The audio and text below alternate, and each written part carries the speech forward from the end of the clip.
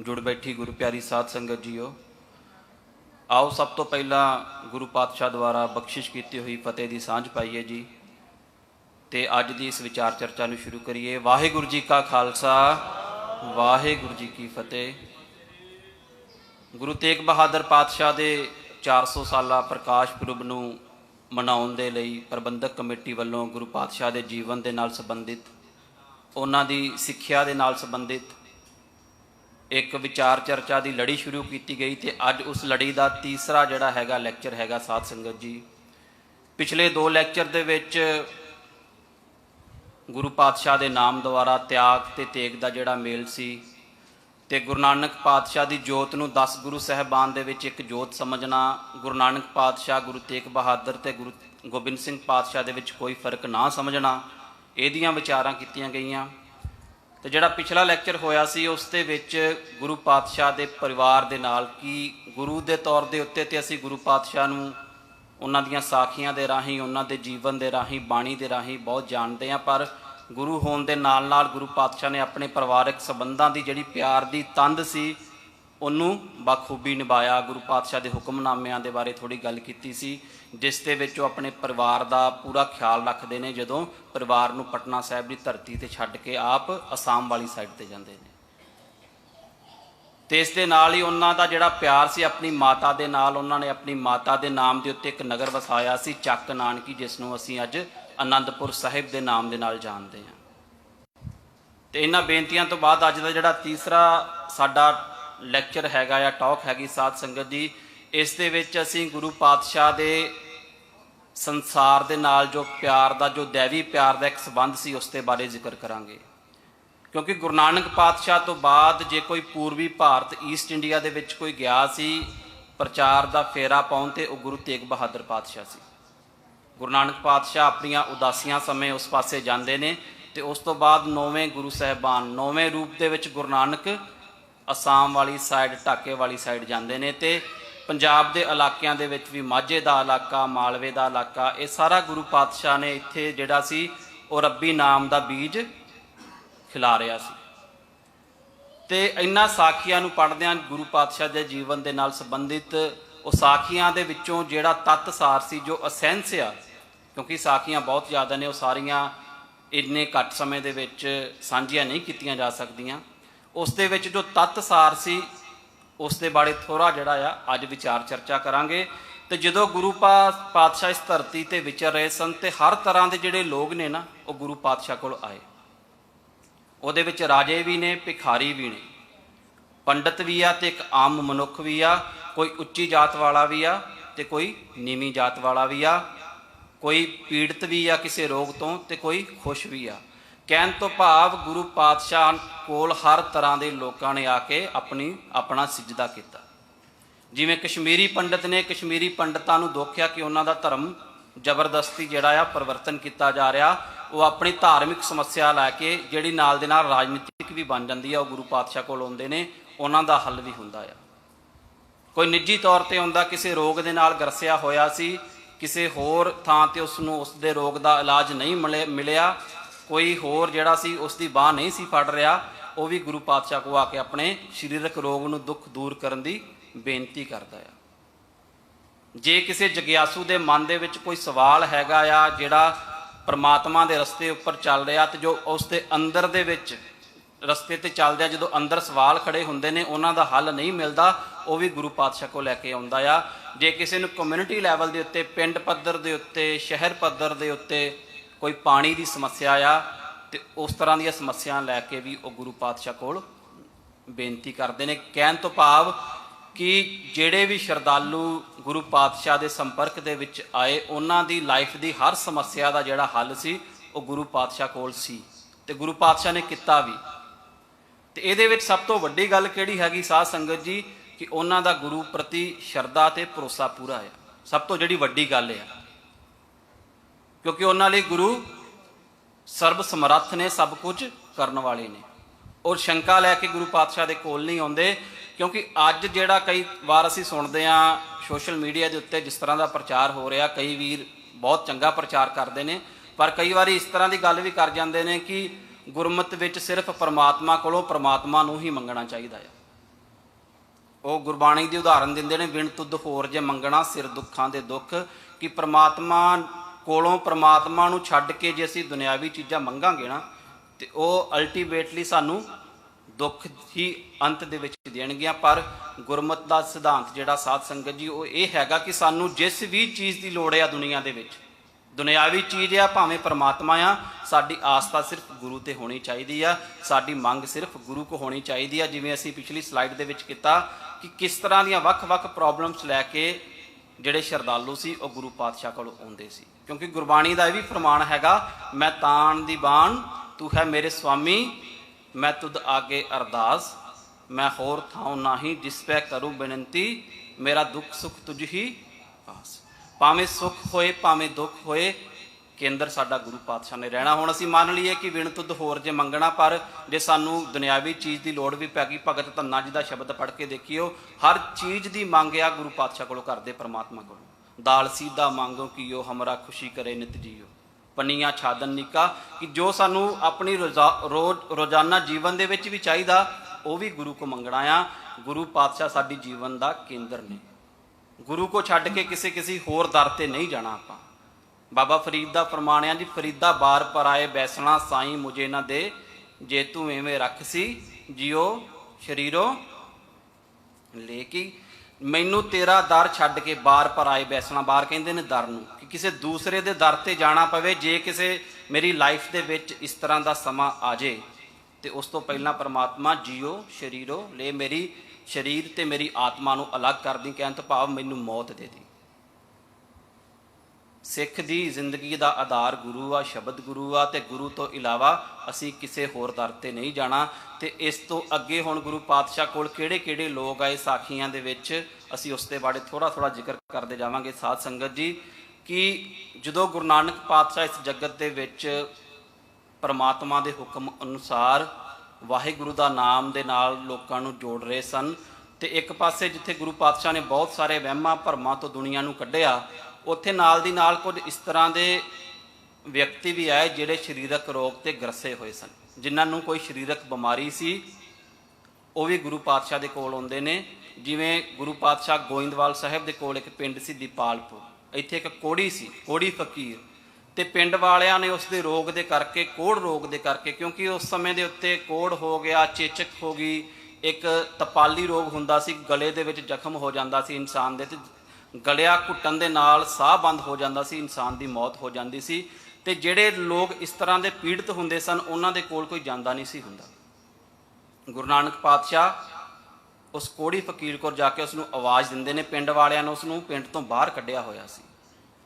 ਤੇ ਸਾਖੀਕਾਰ ਲਿਖਦਾ ਕਿ ਜਦੋਂ ਕੋੜੀ ਫਕੀਰ ਦੇ ਕੰਨਾਂ ਦੇ ਵਿੱਚ ਉਹ ਸ਼ਬਦ ਪੈਂਦੇ ਨੇ, ਤਾਂ ਉਹ ਅੱਗੋਂ ਜਵਾਬ ਦਿੰਦਾ ਕਿ ਮੇਰੇ ਕੋਲ ਜਾਨਵਰ ਵੀ ਆਉਣ ਤੋਂ ਡਰਦੇ ਨੇ, ਸ਼ੁਕਰ ਆ ਖੁਦਾ ਦਾ ਕਿਸੇ ਮਨੁੱਖ ਦੀ ਆਵਾਜ਼ ਕੰਨੀ ਪਈ। ਇਹ ਸ਼ਬਦਾਂ ਨੂੰ ਸੁਣ ਕੇ ਸਮਝ ਕੇ ਪਤਾ ਲੱਗਦਾ ਕਿ ਮਨੁੱਖ ਨੂੰ ਮਨੁੱਖ ਦੀ ਕਿੰਨੀ ਲੋੜ ਹੈ। ਗੁਰੂ ਨਾਨਕ ਪਾਤਸ਼ਾਹ ਉਹਨਾਂ ਕੋਲ ਗਏ। ਉਸ ਤੋਂ ਬਾਅਦ ਗੁਰੂ ਅਰਜਨ ਦੇਵ ਪਾਤਸ਼ਾਹ ਨੇ ਕੋੜੀ ਘਰ ਬਣਾਏ ਤਰਨ ਤਾਰਨ ਸਾਹਿਬ ਦੇ ਵਿਖੇ। ਅਸੀਂ ਜਾਣਦੇ ਹੋਵਾਂਗੇ ਇਤਿਹਾਸ ਨੂੰ। ਗੁਰੂ 8ਵੇਂ ਪਾਤਸ਼ਾਹ ਨੇ, ਗੁਰੂ ਹਰਕ੍ਰਿਸ਼ਨ ਪਾਤਸ਼ਾਹ ਨੇ ਦਿੱਲੀ ਦੀਆਂ ਗਲੀਆਂ ਦੇ ਵਿੱਚ ਵਿਚਰਦਿਆਂ ਚੇਚਕ ਦੇ ਰੋਗ ਤੋਂ ਉਸ ਸਮੇਂ ਲੋਕ ਪੀੜਤ ਸਨ, ਉਹਨਾਂ ਦਾ ਇਲਾਜ ਵੀ ਕੀਤਾ।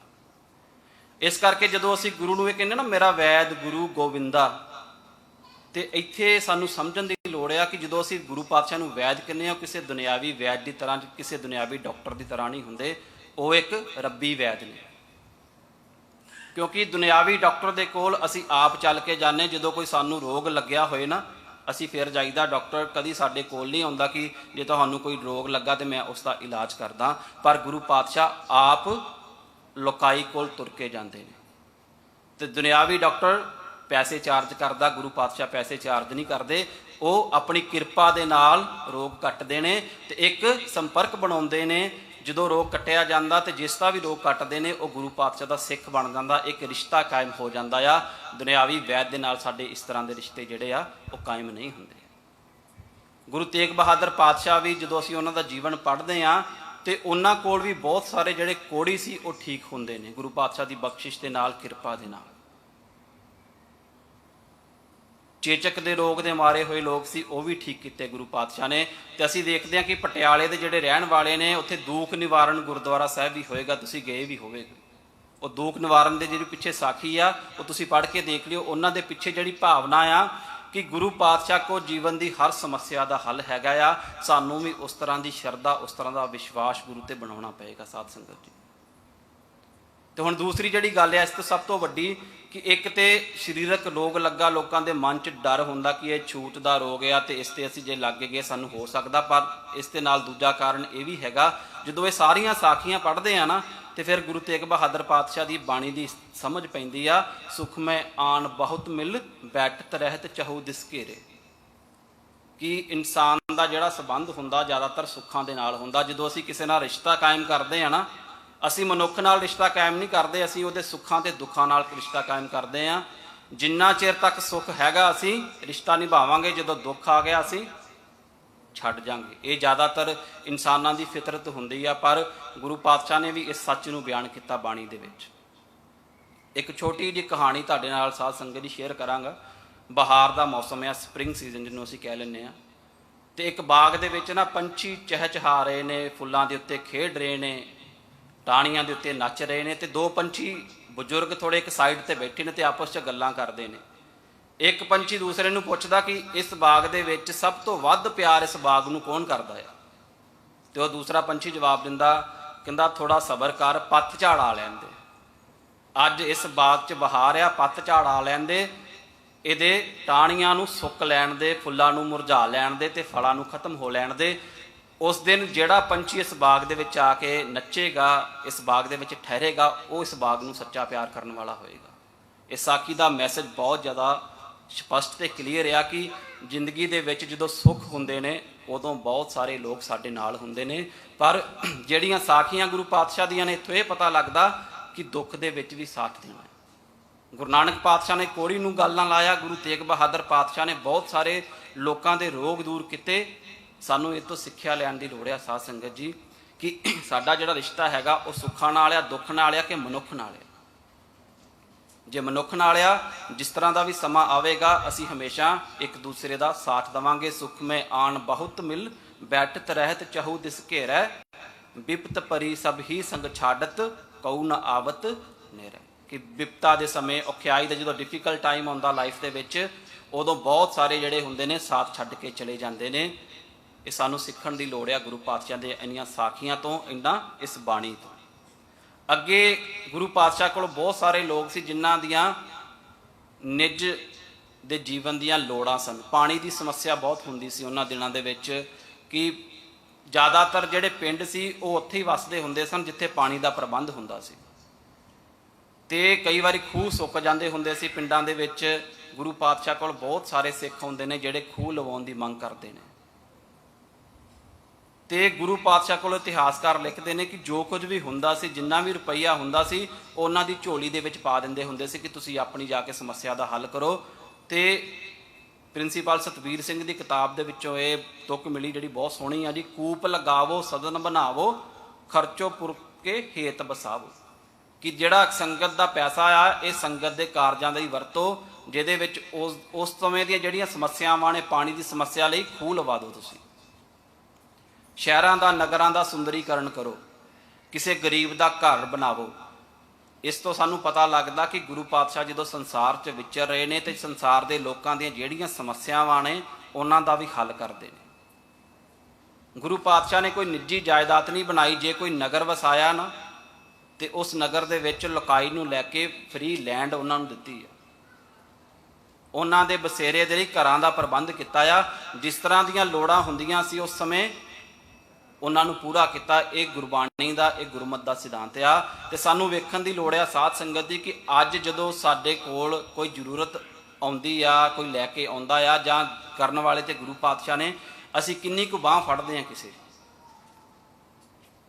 ਗੁਰੂ ਪਾਤਸ਼ਾਹ ਦੇ ਜੀਵਨ ਨੂੰ ਤੁਸੀਂ ਪੜ੍ਹ ਕੇ ਆਪ ਖੁਦ ਦੇਖ ਲੈਣਾ ਕਿ ਜਿੰਨਾ ਵੀ ਗੁਰੂ ਪਾਤਸ਼ਾਹ ਦੇ ਕੋਲ ਪੈਸਾ ਹੁੰਦਾ ਸੀ ਉਹ ਸਾਰੇ ਭਲਾਈ ਦੇ ਕੰਮਾਂ ਦੇ ਉੱਤੇ ਖਰਚ ਕਰ ਦਿੰਦੇ ਹੁੰਦੇ ਸਨ।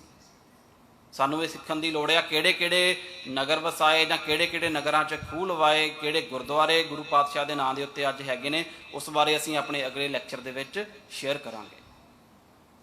ਹੁਣ ਜਿਹੜੀ ਇਸ ਤੋਂ ਅਗਲੀ ਗੱਲ ਸੀ, ਕਿਉਂਕਿ ਅਸੀਂ ਆਪਣੇ ਪਿਛਲੇ ਲੈਕਚਰਸ ਦੇ ਵਿੱਚ ਵੀ ਬੀਬੀਆਂ ਦੇ ਬਾਰੇ, ਮਾਤਾ ਭਾਨੀ ਜੀ ਦੇ ਬਾਰੇ, ਬੀਬੀ ਭਾਨੀ ਜੀ ਬਾਰੇ ਜ਼ਿਕਰ ਵੀ ਕੀਤਾ ਸੀ। ਗੁਰੂ ਪਾਤਸ਼ਾਹ ਨੇ, ਗੁਰੂ ਨਾਨਕ ਪਾਤਸ਼ਾਹ ਦਾ ਹੁਕਮ ਹੈ ਸੋ ਕਿਉ ਮੰਦਾ ਆਖੀਏ ਜਿਤ ਜੰਮੇ ਰਾਜਾਨ, ਕਿ ਔਰਤ ਨੂੰ ਲਿੰਗ ਦੇ ਆਧਾਰ ਦੇ ਉੱਤੇ, ਜੈਂਡਰ ਦੇ ਉੱਤੇ ਉਦੋਂ ਬਹੁਤ ਪਿੱਛੇ ਰੱਖਿਆ ਗਿਆ ਸੀ ਗੁਰੂ ਪਾਤਸ਼ਾਹ ਦੇ ਵੇਲੇ ਦੇ ਸਮੇਂ। ਤੇ ਉਹਨਾਂ ਬਿਮਾਰੀਆਂ ਦੇ ਵਿੱਚੋਂ ਇੱਕ ਹੁੰਦਾ ਸੀ ਪੈਸੇ ਲਿਆ ਕੇ ਵਿਆਹ ਕਰਨਾ, ਖਾਸ ਕਰਕੇ ਧੀਆਂ ਦਾ ਹੁੰਦਾ ਸੀ ਕਿ ਧੀਆਂ ਨੂੰ ਮੁੱਲ ਖਰੀਦਿਆ ਜਾਂਦਾ ਸੀ। ਲੋਕ ਇੱਕ ਧੀ ਨੂੰ ਆਪਣੀ ਪ੍ਰੋਪਰਟੀ ਦੀ ਤਰ੍ਹਾਂ ਸਮਝਦੇ ਸਨ, ਜਿਵੇਂ ਅੱਜ ਕੋਈ ਪ੍ਰੋਪਰਟੀ ਵੇਚ ਦਿੰਦਾ ਨਾ ਆਪਣੀ, ਕਿ ਮੈਂ ਕੋਈ ਪਲਾਟ ਖਰੀਦਿਆ, ਕੋਈ ਘਰ ਖਰੀਦਿਆ ਆ, ਜਿੱਦਣ ਮੈਨੂੰ ਲੋੜ ਹੋਏਗੀ ਪੈਸੇ ਦੀ ਮੈਂ ਵੇਚ ਕੇ ਤੇ ਆਪਣੀ ਲੋੜ ਪੂਰੀ ਕਰ ਲਾਂਗਾ। ਬੇਟੀਆਂ ਨੂੰ ਵੀ ਇਸ ਤਰ੍ਹਾਂ ਕੀਤਾ ਜਾਂਦਾ ਸੀ। ਇਸ ਕਰਕੇ ਜਦੋਂ ਸਿੱਖ ਰਹਿਤ ਮਰਿਆਦਾ ਤਿਆਰ ਹੁੰਦੀ ਆ, ਉਸ ਦੇ ਵਿੱਚ ਆਨੰਦ ਕਾਰਜ ਦੀ ਜਿਹੜੀ ਇੱਕ ਆਰਟੀਕਲ ਹੈਗਾ, ਉਹਦੇ ਵਿੱਚ ਪ੍ਰੋਪਰ ਮੈਂਸ਼ਨ ਕੀਤਾ ਜਾਂਦਾ ਕਿ ਸਿੱਖ ਜਿਹੜਾ ਆ ਆਪਣੇ ਲੜਕੇ ਜਾਂ ਲੜਕੀ, ਬੱਚੇ ਜਾਂ ਬੱਚੀ ਦਾ ਜਿਹੜਾ ਵਿਆਹ ਆ ਪੈਸੇ ਲੈ ਕੇ ਨਾ ਕਰੇ। ਇਹ ਪਿਛਲੀ ਸਦੀ ਦੀ ਗੱਲ ਆ, ਕਿਉਂਕਿ ਇਹ ਸਮੱਸਿਆਵਾਂ ਚੱਲਦੀਆਂ ਰਹੀਆਂ ਸਾਡੇ ਸਮਾਜ ਦੇ ਵਿੱਚ। ਗੁਰੂ ਪਾਤਸ਼ਾਹ ਅਲੀ ਸ਼ੇਰ ਪਿੰਡ ਸੀ ਇੱਕ ਸਮਾਣੇ ਦੇ ਕੋਲ। ਸਮਾਣਾ ਉਹ ਪਿੰਡ ਆ ਸਾਧ ਸੰਗਤ ਜੀ, ਜਦੋਂ ਛੋਟੇ ਸਾਹਿਬਜ਼ਾਦਿਆਂ ਨੂੰ ਸ਼ਹੀਦ ਕੀਤਾ ਗਿਆ, ਜਿਹੜੇ ਜੱਲਾਦ ਸਨ ਸ਼ਾਸਲ ਬੇਗ ਤੇ ਬਾਸ਼ਲ ਬੇਗ, ਉਹ ਵੀ ਸਮਾਣੇ ਦੇ ਰਹਿਣ ਵਾਲੇ ਸਨ। ਜਿਹੜੇ ਜੱਲਾਦ ਨੇ ਗੁਰੂ ਤੇਗ ਬਹਾਦਰ ਪਾਤਸ਼ਾਹ ਨੂੰ ਸ਼ਹੀਦ ਕੀਤਾ ਸੀ, ਉਹ ਵੀ ਸਮਾਣੇ ਦਾ ਰਹਿਣ ਵਾਲਾ ਸੀ। ਤੇ ਇਤਿਹਾਸਕਾਰ ਲਿਖਦੇ ਨੇ ਕਿ ਜਿਹੜੇ ਜੱਲਾਦ ਨੇ ਗੁਰੂ ਅਰਜਨ ਦੇਵ ਪਾਤਸ਼ਾਹ ਨੂੰ ਸ਼ਹੀਦ ਕੀਤਾ ਸੀ, ਉਹ ਵੀ ਸਮਾਣੇ ਦਾ ਰਹਿਣ ਵਾਲਾ ਸੀ। ਸਮਾਣੇ ਦੇ ਕੋਲ ਪਿੰਡ ਸੀ ਅਲੀ ਸ਼ੇਰ, ਤੇ ਉੱਥੋਂ ਦੇ ਲੋਕਾਂ ਦੀ ਇਹ ਆਮ ਰੀਤ ਹੁੰਦੀ ਸੀ, ਜਦੋਂ ਗੁਰੂ ਪਾਤਸ਼ਾਹ ਉੱਥੇ ਪਹੁੰਚਦੇ ਨੇ ਤੇ ਉਹਨਾਂ ਨੂੰ ਪਤਾ ਚੱਲਦਾ, ਫਿਰ ਉਹਨਾਂ ਨੂੰ ਸਮਝਾ ਕੇ ਆਉਂਦੇ ਨੇ ਕਿ ਬੱਚੀ ਦਾ ਪੂਰਾ ਸਤਿਕਾਰ ਕਰਨਾ ਆ, ਜਿਵੇਂ ਪਰਿਵਾਰ ਦੇ ਵਿੱਚ ਅਸੀਂ ਦੂਸਰੇ ਮੈਂਬਰਾਂ ਦਾ ਸਤਿਕਾਰ ਕਰਦੇ ਹਾਂ, ਅਦਬ ਕਰਦੇ ਹਾਂ, ਇਸ ਤਰ੍ਹਾਂ ਇਹਨਾਂ ਬੱਚਿਆਂ ਦਾ ਵੀ ਕਰਨਾ, ਤੇ ਪੈਸੇ ਲੈ ਕੇ ਬਿਲਕੁਲ ਵਿਆਹ ਨਹੀਂ ਕਰਨਾ। ਕਿਉਂਕਿ ਅੱਜ ਅਸੀਂ ਕਈ ਵਾਰੀ ਸੋਚਦੇ ਹਾਂ ਕਿ ਜਿਹੜੀ ਰਹਿਤ ਮਰਿਆਦਾ ਬਣੀ ਆ ਨਾ, ਇਹ ਆਮ ਜਿਹੜੇ ਹਿਊਮਨ ਬੀਇੰਗਸ ਨੇ, ਜਾਂ ਜਿਹੜੇ ਕਹਿ ਲਓ ਸਾਡੇ ਉਸ ਸਮੇਂ ਦੇ ਵਿਦਵਾਨ ਸੀ ਜਾਂ ਵੱਖ-ਵੱਖ ਸੰਪਰਦਾਵਾਂ ਦੇ ਮੁਖੀ ਸਨ, ਉਹਨਾਂ ਨੇ ਰਲ ਕੇ ਬਣਾਈ। ਪਰ ਉਹਨਾਂ ਨੇ ਜਿਸ ਆਧਾਰ ਉੱਤੇ ਬਣਾਈ ਉਹ ਗੁਰਮਤਿ, ਗੁਰਬਾਣੀ ਤੇ ਗੁਰ ਇਤਿਹਾਸ ਸੀ। ਇਹ ਕੋਈ ਆਮ ਡਾਕੂਮੈਂਟ ਨਹੀਂ ਹੈਗਾ। ਇਹਦੇ ਵਿੱਚ ਮਨ ਮਤ ਦੀਆਂ ਗੱਲਾਂ ਨਹੀਂ ਵਾੜੀਆਂ ਗਈਆਂ ਕਿ ਜੋ ਮੈਨੂੰ ਚੰਗਾ ਲੱਗਦਾ ਮੈਂ ਐਡ ਕਰਦਾ, ਜੋ ਕਿਸੇ ਨੂੰ ਚੰਗਾ ਲੱਗਦਾ ਨਹੀਂ। ਇਸ ਦੇ ਵਿੱਚ ਉਹੀ ਚੀਜ਼ਾਂ ਐਡ ਕੀਤੀਆਂ ਗਈਆਂ ਜਿਹੜੀਆਂ ਗੁਰਮਤਿ ਦੇ ਅਨੁਸਾਰ, ਗੁਰਬਾਣੀ ਦੇ ਅਨੁਸਾਰ ਤੇ ਗੁਰ ਇਤਿਹਾਸ ਦੇ ਅਨੁਸਾਰ ਉਹਨਾਂ ਨੂੰ ਵਾਚੀਆਂ ਪੜ੍ਹੀਆਂ ਸਨ। ਇਹ ਬਹੁਤ ਵੱਡੀ ਗੱਲ ਆ। ਉਸ ਸਮੇਂ ਜਾਤ ਪ੍ਰਥਾ ਦਾ ਵੀ ਅਸੀਂ ਜਾਣਦੇ ਹਾਂ ਕਿ ਸਿੱਖੀ ਦੀ ਜਿਹੜਾ ਆਧਾਰ ਆ ਉਹ ਜਾਤ ਦਾ ਖਤਮ ਹੈ, ਜਾਤ ਪਾਤ ਦਾ। ਇੱਥੇ ਭਾਈ ਲਾਲੋ ਦੇ ਘਰ ਨੂੰ ਜਿਹੜੀ ਵਡਿਆਈ ਦਿੱਤੀ ਜਾਂਦੀ ਆ ਤੇ ਮਲਕ ਭਾਗੋ ਨੂੰ ਰੱਦ ਕੀਤਾ ਜਾਂਦਾ। ਕਹਿਣ ਤੋਂ ਭਾਵ ਉੱਚੀ ਨੀਵੀਂ ਜਾਤ ਦਾ ਜਿਹੜਾ ਕਨਸੈਪਟ ਸੀ ਉਹ ਸਾਰੇ ਖਤਮ ਹੁੰਦੇ ਨੇ। ਗੁਰੂ ਤੇਗ ਬਹਾਦਰ ਪਾਤਸ਼ਾਹ ਨਾਲ ਵੀ ਕਿਸੇ ਨੇ ਇਸ ਤਰ੍ਹਾਂ ਦਾ ਹਾਸੋਹੀਣਾ ਮਜ਼ਾਕ ਕਰਨ ਦੀ ਕੋਸ਼ਿਸ਼ ਕੀਤੀ ਸੀ। ਇੱਕ ਪਿੰਡ ਦੇ ਵਿੱਚ ਜਾਂਦੇ ਨੇ ਤੇ ਸਿੱਖ ਕਹਿ ਦਿੰਦੇ ਨੇ, ਉੱਥੋਂ ਜਿਹੜੇ ਸਿੱਖ ਨਹੀਂ ਬਣੇ, ਕਿ ਤੁਸੀਂ ਫਲਾਣੀ ਬਰਾਦਰੀ ਵੱਲ ਚੱਲ ਜਾਓ ਜਿਹੜੇ ਛੋਟੀ ਜਾਤ ਦੇ ਨੇ, ਤੇ ਗੁਰੂ ਪਾਤਸ਼ਾਹ ਉਹਨਾਂ ਵੱਲ ਜਾਂਦੇ ਨੇ, ਉਹਨਾਂ ਨੂੰ ਮਾਣ ਵਡਿਆਈ ਬਖਸ਼ਦੇ ਨੇ। ਤੇ ਇਸ ਤਰ੍ਹਾਂ ਦੇ ਬਹੁਤ ਸਾਰੇ ਜਿਹੜੇ ਸੁਧਾਰ ਸੀ ਉਹ ਵੀ ਗੁਰੂ ਪਾਤਸ਼ਾਹ ਨੇ ਲੋਕਾਈ ਦੇ ਲਈ ਕੀਤੇ। ਜਿਹੜਾ ਅਗਲਾ ਸੀ ਸਾਧ ਸੰਗਤ ਜੀ, ਕਿ ਜਦੋਂ ਗੁਰੂ ਨਾਨਕ ਪਾਤਸ਼ਾਹ ਪੰਜਾਬ ਦੀ ਧਰਤੀ ਤੇ ਪਰਮਾਤਮਾ ਦਾ ਨਾਮ ਬਿਖੇਰ ਰਹੇ ਸਨ, ਅਸੀਂ ਜਾਣਦੇ ਕਿ ਉਸ ਸਮੇਂ ਵੱਖ-ਵੱਖ ਧਰਮ ਵੀ ਉੱਥੇ ਸਨ, ਪਰ ਜ਼ਿਆਦਾਤਰ ਜਿਹੜੇ ਪੰਜਾਬ ਦੇ ਲੋਕ ਸੀ ਉਹ ਪੀਰਾਂ ਫਕੀਰਾਂ ਨੂੰ ਬਹੁਤ ਮੰਨਦੇ ਹੁੰਦੇ ਸੀ। ਅਸੀਂ ਸੂਫੀ ਫਕੀਰਾਂ ਬਾਰੇ ਤੇ ਜਾਣਦੇ ਹਾਂ, ਸੂਫੀ ਦਰਵੇਸ਼ਾਂ ਬਾਰੇ, ਬਾਬਾ ਫਰੀਦ ਬਾਰੇ ਜਾਣਦੇ ਹਾਂ, ਜਿਹੜੇ ਰੱਬ ਦੀ ਬੰਦਗੀ ਕਰਨ ਵਾਲੇ ਸੀ।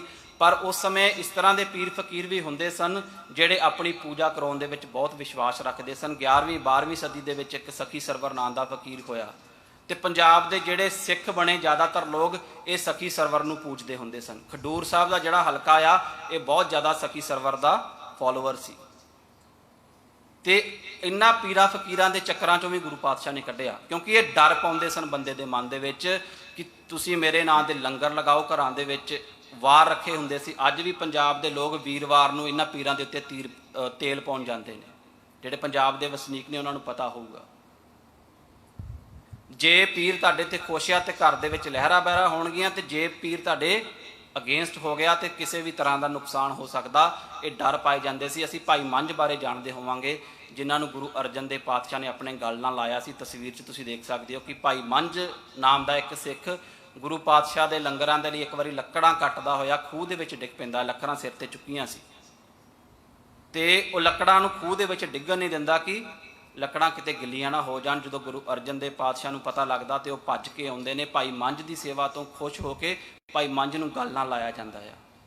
ਮੰਝ ਪਿਆਰਾ ਗੁਰੂ ਨੂੰ, ਗੁਰੂ ਮੰਝ ਪਿਆਰਾ। ਭਾਈ ਮੰਝ ਵੀ ਸਖੀ ਸਰਵਰ ਦੇ ਚੇਲੇ ਸੀ ਪਹਿਲਾਂ। ਤੇ ਜਦੋਂ ਗੁਰੂ ਅਰਜਨ ਦੇਵ ਪਾਤਸ਼ਾਹ ਬਾਰੇ, ਗੁਰੂ ਨਾਨਕ ਪਾਤਸ਼ਾਹ ਦੇ ਸਿਧਾਂਤਾਂ ਬਾਰੇ ਪਤਾ ਲੱਗਾ ਤੇ ਭਾਈ ਮੰਝ ਵੀ ਗੁਰੂ ਪਾਤਸ਼ਾਹ ਦੀ ਸ਼ਰਨ ਦੇ ਵਿੱਚ ਆਉਂਦੇ ਨੇ। ਤੇ ਗੁਰੂ ਪਾਤਸ਼ਾਹ ਜਿਹੜੀ ਸਭ ਤੋਂ ਪਹਿਲੀ ਕੰਡੀਸ਼ਨ ਰੱਖਦੇ ਨੇ ਉਹਨਾਂ ਅੱਗੇ, ਵੀ ਆਪਣੇ ਘਰ ਦੇ ਵਿੱਚ ਜਿਹੜੀ ਪੀਰ ਦੀ ਜਗ੍ਹਾ ਬਣਾਈ ਹੋਈ ਆ ਉਹਨੂੰ ਤੋੜ ਜਾ ਕੇ, क्योंकि बहुत वड्डी लोग डरते ने इन्हां चीज़ों नूं हत्थ लाउण तो भी। ਉਹਦੇ ਲਈ एक बहुत वड्डी ये चैलेंज सी। भाई मंझ का विश्वास सी गुरु पातशाह उत्ते, वो जाके जगह तोड़ता है तो उसका जी बरादरी आ उसनूं पिंड विचों कढ़ दिंदे इस करके कि इसने पीर की जगह नूं तोड़िया।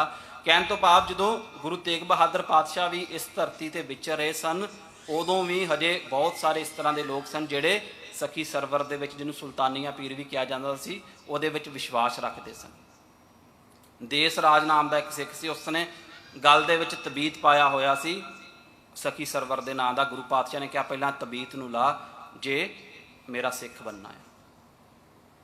क्योंकि पंजाब दे विच साध संगत जी अज भी इन्हां दी बड़ी मानता हैगी आ, खास करके साडियां जिहड़ियां बीबियां भैणां ना इन्हां पीरां फकीरां नूं बहुत मंनदियां। एक शेख पत्ता भी होएगा जदों भी किसी दे घर दे विच कोई मੱਝ गां सूंदी आ ते सब तो पहलां जिहड़ा उहदा दुੱਧ हुंदा उहदी खीर बना के इन्हां पीरां फकीरां ते चाढ़न जांदे आ। तो उन्हों का इतिहास पढ़ के देख लेना, सिक्खी के विरुद्ध चलिया या सिक्खी के हक च भुगतिया कि उन्होंने मनना गुरमत सिद्धांतों के अकॉर्डिंग हैगा कि नहीं हैगा। तो इन्हों की जगह बनानी, इन्हों दी मड़ियां नूं पूजना ये गुरमत के बिल्कुल अनुसार नहीं हैगा। इस तो अगे चलती गल गुरु पातशाह जदों असाम साइड वाल जाते आ, सब तो पहला गुरु नानक पातशाह जाते ने उदासियां के दौरान। तो असाम का जिहड़ा इलाका सी ये तांत्रिक विद्या दे विच बड़ा मन्निया परमन्निया सी कि काले जादू दे विच, ब्लैक मैजिक दे विच, खास करके जिहड़ियां औरतां सन वो ब्लैक मैजिक दे नाल, जिवें वीर जी भी गल कर रहे सी रागी साहिबान साडे कि औरत नूं माया दे रूप दे विच, इस तरह वो अपनी तांत्रिक विद्या दे नाल, ब्लैक मैजिक दे नाल बड़ा कुछ कर सकदियां सन, बंदे दा नुकसान कर सकदियां सन, किसी नूं कैप्चर कर सकदियां सन। ते गुरु नानक पातशाह भी जदों असाम उसनूं कामरूप लिखिया गया जन्म साखियां दे विच, असाम जाते हैं तो भाई मरदाने नूं वो जिहड़ियां जादूगरनियां ने नूर शाह वो कैप्चर कर लैंदियां उन्हां दियां साथणां। कहंदे भाई मरदाने दे गल दे विच एक धागा पा दिंदे आ। तुसीं देखिया होवेगा अज भी कई लोकां ने हत्थां दे विच काले धागे पाए होणगे, गलां दे विच काले धागे पाए हुंदे आ कि मैनूं कोई बुरी चीज़ नुकसान ना करे। ते साखीकार लिखदा जदों गुरु नानक पातशाह भाई मरदाने नूं छडौण जांदे ना, जिहड़ा भाई मरदाने दे गल दे विच धागा पाया हुंदा आ उन्हां औरतां ने वो वाहिगुरू कह के तोड़दे आ। इत्थे बड़ी हुण साडे जिहड़े बहुते प्रचारक वीर ने इस करके साखी नूं रद्द कर दिंदे ने कि उत्थे जी बंदे नूं भेडू बनाता, लेला बनाता, एनीमल किस तरह बन सकदा। पर साखी दे विच जिहड़ी असेंस आ उहनूं भुल जांदे आ कि गुरु नानक पातशाह ने वाहिगुरू कह के धागा तोड़िया, अपने सिखां दा इन्हां धागे तबीतां तो, इन्हां जादूआं तो खैड़ा छुड़ाया। गुरबाणी का फरमान आ तंत मंत पखंड न जाना, किसी तंत्र विद्या नूं, किसी मंत्र नूं, वो मंत्र वाहिगुरू गुरु मंत्र है पर इसका जिहड़ा ऑब्जैक्टिव आ वो परमात्मा नूं पाउणा आ, वो किसी का दुनियावी तौर पर नुकसान करना नहीं हैगा। गुरु नानक पातशाह ने वो धागे का तोड़ना की आ कि सिखां नूं इन्हां चीज़ां तो मुक्त किया कि गुरु का सिख जिहड़ा गुरु शब्द के उत्ते विश्वास रखदा आ उन्हां दा इन्हां चीज़ां दे विच भरोसा नहीं होना चाहिए। इस तो अगे गल चलदी गुरु तेग बहादुर पातशाह के वेले की, जो गुरु पातशाह असाम वाली साइड ने तो इस समय मुगलों का तो असाम के राजियां का आपस के विच टकरार चल रहा है।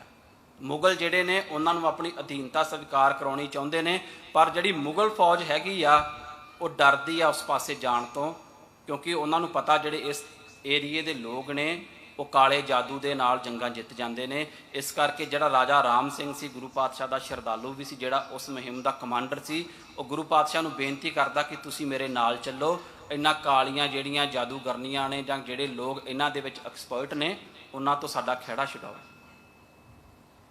इत्थे सानूं समझण दी लोड़ आ कि गुर शब्द दे विच इन्नी ताकत हैगी। साध संगत जी माफ़ करना, सिंगापुर दे विच भी ये गल बहुत है, लोग बहुत ज़्यादा विश्वास करते हैं इन्हां चीज़ां दे विच। ब्लैक मैजिक के नाल किसी नूं कैप्चर कर लेना, ब्लैक मैजिक के नाल कोई अपना काम सवार लेना, ब्लैक मैजिक के नाल असीं किसी का नुकसान भी कर सकते हैं। जे गुरु शब्द दे विच भरोसा हैगा आ तो इन्हां चीज़ां दे विच बिल्कुल विश्वास नहीं करना, क्योंकि ये चीज़ां गुरु नानक पातशाह के शब्द के अगे फेल हुई ने। इतिहास पढ़ के देख लीए तो जिहड़ी सब तो वड्डी गल आ, जदों बाबर ने मुगल हुकूमत की नींह रखी पंजाब दे विच, हिंदुस्तान दे विच, गुरु नानक पातशाह ने इस गल का जिक्र किया अपनी बाणी दे विच। जिहड़े इस उस समय इत्थों के राजे सन लोधी वंश के, वो भी लड़ाई लड़ रहे सन उन्हां दे नाल। एक पासे वो जंगा युद्धा कर रहे हैं तो दूजे पासे उन्हां दा विश्वास जिहड़ा सी वो पीरां फकीरां दे उत्ते सी कि ये पीर फकीर इस तरह के मंत्र पढ़नगे जिहदे नाल बाबर दी सेना जिहड़ी अंधी हो जाएगी। कोटी हू पीर वरज रहाए जा मीर सुनिया ताया, गुरु नानक पातशाह ने अपनी बाणी दे विच जिक्र किया। कोटी हू पीर वरज रहाए जा मीर क्या बाबर नूं, कि जो पता लगा बाबर आया, बहुत सारे जिहड़े पीर सी वो लोधी शासक जिहड़े लैके जंग के मैदान दे विच उतरे। कहंदे उन्होंने बड़े मंत्र पढ़े, पर होया कि कोई मुगल ना होवा अंधा किने ना परचा लाया। एक भी मुगल कहंदे उन्हां को अंधा नहीं हो पाया, तो उन्हां दे लिखे एक भी मंत्र कोई काम ना कर सके। अगले ने अपना राजनीतिक तौर पर तलवार के तौर पर, क्योंकि वह ताकतवर सी, उहदी युद्ध नीति चंगी सी, उन्हें अपना राज स्थापित कर लिया हिंदुस्तान की धरती दे विच। जे इन्हां चीज़ों के करके किसी का राज भाग खत्म हो सकता, जे असी विश्वास करांगे तो असी बहुत छोटे लैवल पर बैठे। साध संगत जी, एक राज का खात्मा इन्हां अंधविश्वासों करके होया, तो इन्हां अंधविश्वासों करके असी अपने घर नहीं खराब करने। जे गुरु पातशाह के उत्ते भरोसा आ, विश्वास, जे वाली गल भी नहीं होनी चाहिए हैगा आ, तो फिर ना सानू कोई ब्लैक मैजिक साडा कोई नुकसान करता, ना कोई तंत्र विद्या साडा कुछ बिगाड़ सकती है। तो गुरु तेग बहादुर पातशाह ने भी इन्हां सारियां चीज़ों तो मुक्त किया, तो उस समय उन्हां राजियां दे विच समझौता भी करवाया सी। ते इस तो अगले जिहड़ी गल आउंदी आ कि कई वारी इंसान के मन दे विच ना बहुत सारियां गलत धारनावां बैठ जांदियां ने। उदाहरण के तौर पर असी आम कह दें कल युग आ जी, कला का युग आ, इस दे विच माड़ा होना ही होना, तो आम करके लोगों के मन के मन्निया जाता सी। पर गुरबाणी दे विच कल युग नूं गुरु पातशाह ने सब तो उत्तम दसता। कहंदे उत्तम क्यों आ कि जे असी कोई भी कर्म कर रहे हैं उहदे लई असी खुद जिम्मेवार हाँ, साडे कर्म लई कोई दूसरा जिम्मेवार नहीं होएगा। जे चंगा कर्म करांगे तो वाहिगुरू उसका लेखा मंगेगा, उसका फल देगा। जे माड़ा करांगे तो वाहिगुरू नूं लेखा देना पेगा। सतयुग त्रेता द्वापर भणीए, कल युग उत्तमो जुगा माहे, एह कर करे सो एह कर पाए, कोई ना पकड़ीए किसे थाए। जिवें भगत कबीर जी ने एक बड़ी सोहनी गल कीती सी कि जदों भगत कबीर इस धरती ते रह रहे सन, बनारस के वसनीक सन, तो लोगों का विश्वास है कि जोड़े लोग बनारस काशी में मरते हैं ना, उन्होंने मुक्ति प्राप्त होंगी है। तो जोड़े मगहर जाके एक दूसरी थां सी उत्तर प्रदेश के विच ही, जे उत्थे जाके मरते हैं तो वह फिर जूना दे विच पै जाते हैं। तो भगत कबीर जी ने सारी जीवन अपना वो काशी रहिंदे ने, तो जो अंतला समा उन्हां दा आउंदा तो वह मगहर चले जाते हैं ये मिथ नूं तोड़न दे लई। तो गुरु तेग बहादुर पातशाह भी जो इन्हां प्रचार दौरियां ते सन, तो एक कर्मनाश नदी आउंदी आ जी, गंगा दे विचों निकलदी सी। ते लोकां दा विश्वास कि इस नदी दे विच जिहड़ा भी कोई व्यक्ति इशनान करदा ना, ਉਹਦੇ कर्म नाश हो जाते, ਉਹਦੀ कहत भाव चंगी किस्मत खत्म हो जाती। गुरु पातशाह ने उस नदी दे विच इशनान किया, तो लोगों के मन दे विचों वहम कढ़िया कि पानी ना तो किसी के पापां नूं धो सकदा, तो ना ही ये ताकत है कि किसी के सुखां नूं खत्म कर सके। एक गुरमत का सिद्धांत है, असी पिंडा धोन नूं असली सुचमता नहीं मानते। इशनान करना महत्वपूर्ण है, असी उस तो भी भजना नहीं है, पर इस दे नाल ही बाहरी इशनान दे नाल साडा मन साफ नहीं होना। मन मैले तो सब कुछ मैला, तो मन नूं गुरशबद दे नाल भरीए, मत पापा के संग ओह धोपै नावें के रंग। तो इस तरह की जिहड़ियां मिथ बणियां होईयां सी उस समय दियां, गुरु पातशाह ने उन्हां मिथां तो सानू मुक्त कराया। तो जिहड़ी सब तो वड्डी गल गुरु पातशाह के जीवन नूं पढ़दिआं समझ आई साध संगत जी, कि गुरु पातशाह दे कोल जिस तरह की भी कोई समस्या लैके आया ना, गुरु पातशाह ने उसका हल किया।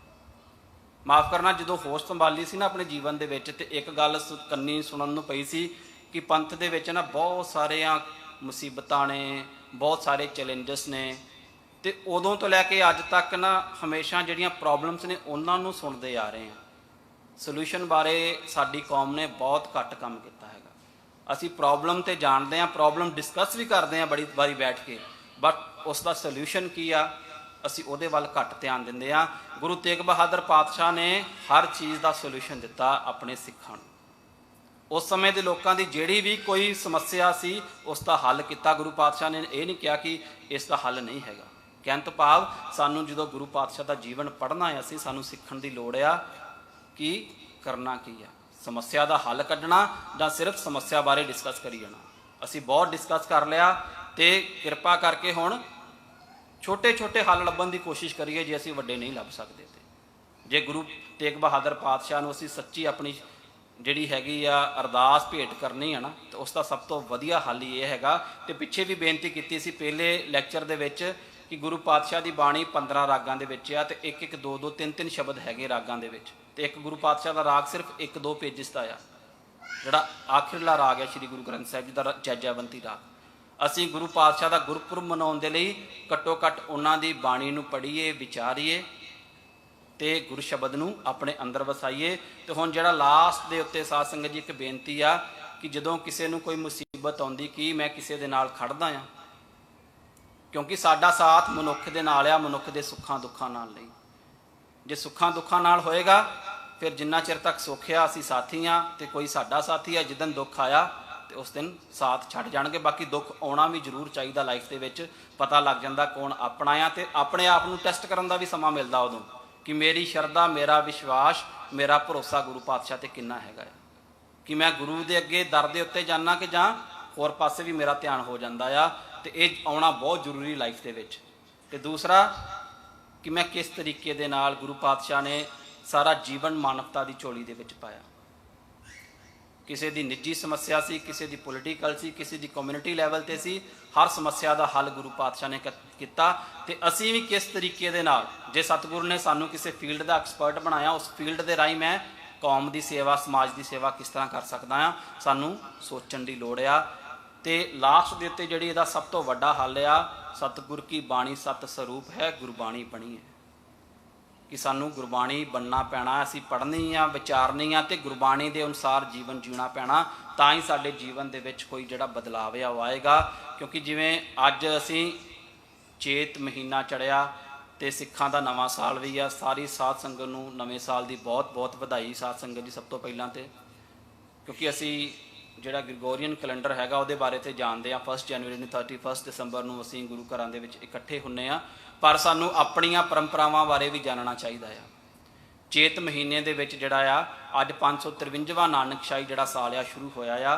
ਤੇ ਇਸ ਦੇ ਵਿੱਚ ਅਸੀਂ ਪ੍ਰਣ ਕਰਨਾ ਆ, ਕਿਉਂਕਿ ਗੁਰੂ ਪਾਤਸ਼ਾਹ 12 ਮਾਹ ਦੇ ਰਾਹੀਂ ਸਾਡੇ ਗੁਰੂ ਘਰ ਦੇ ਕੀਰਤਨੀਏ ਗਾਇਨ ਕਰ ਰਹੇ ਸਨ, ਚੇਤ ਗੋਬਿੰਦ ਅਰਾਧੀਏ ਹੋਵੇ ਆਨੰਦ ਕਣਾ। ਕਿ ਆਨੰਦ ਸਾਰਾ ਕੋਈ ਚਾਹੁੰਦੇ ਆ, ਖੁਸ਼ੀਆਂ ਸਾਰੇ ਚਾਹੁੰਦੇ ਨੇ, ਆਨੰਦ ਵੀ ਚਾਹੀਦਾ ਆ, ਪਰ ਗੁਰੂ ਪਾਤਸ਼ਾਹ ਨੇ ਕੰਡੀਸ਼ਨ ਲਾਈ ਆ, ਚੇਤ ਗੋਬਿੰਦ ਅਰਾਧੀਏ, ਕਿ ਪਰਮਾਤਮਾ ਨੂੰ ਧਿਆਉਣਾ ਪੈਣਾ ਆ, ਉਹਦਾ ਨਾਮ ਸਿਮਰਨ ਕਰਨਾ ਪੈਣਾ ਆ, ਆਨੰਦ ਦੀ ਪ੍ਰਾਪਤੀ ਫੇਰ ਹੀ ਹੋਏਗੀ। ਤੇ ਨਵੇਂ ਸਾਲ ਦੀ ਬਹੁਤ ਬਹੁਤ ਵਧਾਈ। ਵਿਚਾਰਾਂ ਕਰਦਿਆਂ ਬੇਅੰਤ ਪ੍ਰਕਾਰ ਦੀਆਂ ਭੁੱਲਾਂ ਚੁੱਕਾਂ ਹੋ ਜਾਂਦੀਆਂ ਸਾਧ ਸੰਗਤ ਜੀ। ਗੁਰੂ ਪਾਤਸ਼ਾਹ ਸਾਧ ਸੰਗਤ ਬਖਸ਼ਣਯੋਗ ਆ, ਬਖਸ਼ ਲੈਣਾ ਜੀ। ਦਿਓ ਸੀਸ, ਬੁਲਾਓ ਫਤਿਹ। ਵਾਹਿਗੁਰੂ ਜੀ ਕਾ ਖਾਲਸਾ, ਵਾਹਿਗੁਰੂ ਜੀ ਕੀ ਫਤਿਹ।